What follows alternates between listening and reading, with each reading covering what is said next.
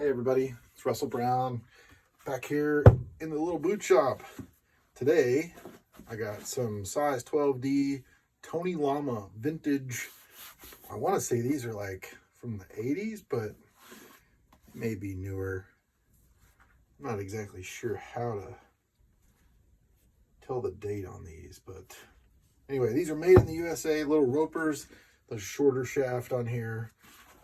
Pretty good condition. I'm going to change the soles and the heel blocks, but the first thing I'm do when I get them in here is I'm going to clean them up, just so we're working with a good clean boot. Get all the gunk off of them. I did brush them real quick and just got all the dust off of them. I do that immediately when I pull them out of the box. I just brush them. It's a habit. I just forgot to even tape it. But this is just a little water, a little saddle soap, and I'm not a huge fan of saddle soap, but I think when I initially get a boot, I have no idea what's on it or how it's been treated in the past. So I just hit it with saddle soap, and saddle soap really kind of takes everything off there without actually removing like any of the actual finish. So let's get a towel. Maybe just give it a good wipe off.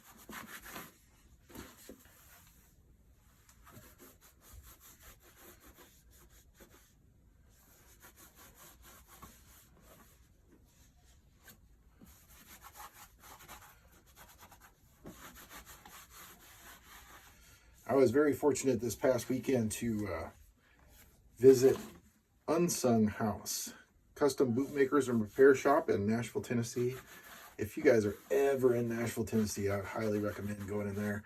Even if you don't like boots or anything, they have a girl in there who makes custom denim. She's amazing.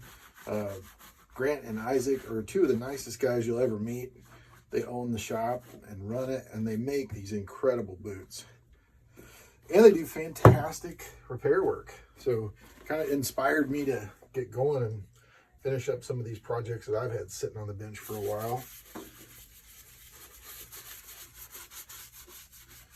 So yeah, anyway, big shout out to Grant and Isaac. Thank you for the hospitality. It was really nice to chat with you guys. And it's always cool to hang out with people who are smarter than you. That's what I like to do. But with me, it's not that hard. I can find lots of people smarter than me.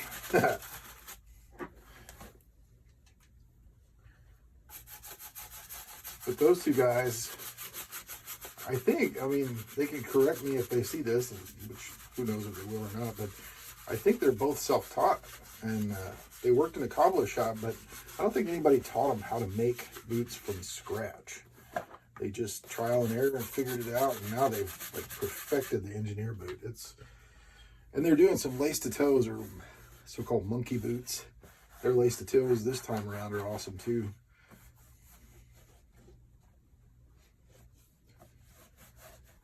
Which I want to learn how to make my own, but I'm probably going to get a pair of theirs just because they're awesome.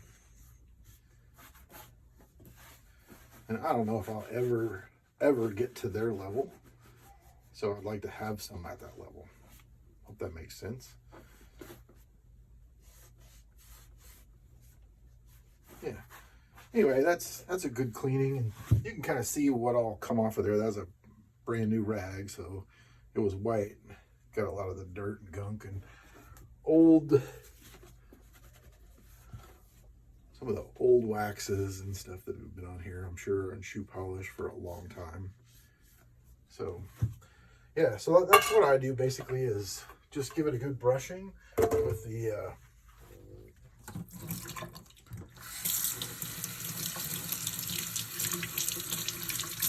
the saddle soap.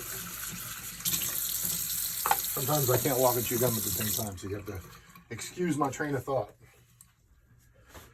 Once I get done with that, I like to get down in the crevices again, because sometimes you can't get in there with the towel, but these little bristles will get down there and get that little bit of soap out of there. I'm not too concerned because these soles and footbeds are coming off of these boots. Anyway. Yeah, it makes them look nice. And I will say this, these boots are probably at least a half size too big for me, which is why I'm going to pull the footbeds off. Because I'm actually keeping this pair. And I'm probably going to dye them a little bit darker. Because I have a light brown pair of boots that I love. I have some Blue Casey boots.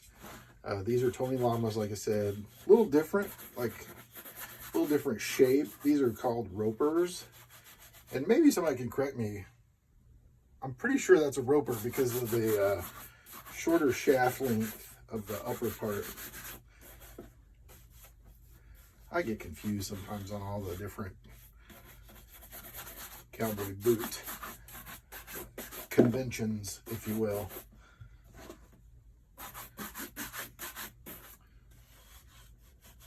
Anyway, there they are, nice and clean. Next steps will be to take this sole off and the footbed, remove this heel stack, which this one's about ready to come off anyway. You can see it's pretty loose. And you can see they've worn through the back of the heel. So we'll replace all these. And these, I don't know if these are stacked leather or not. They kind of look like it, but I don't know. They may be synthetic, but we're going to replace it with actual stacked leather heels.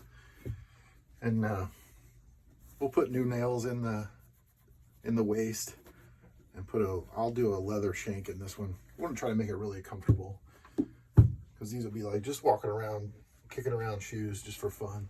So anyway, there you go. Peace out.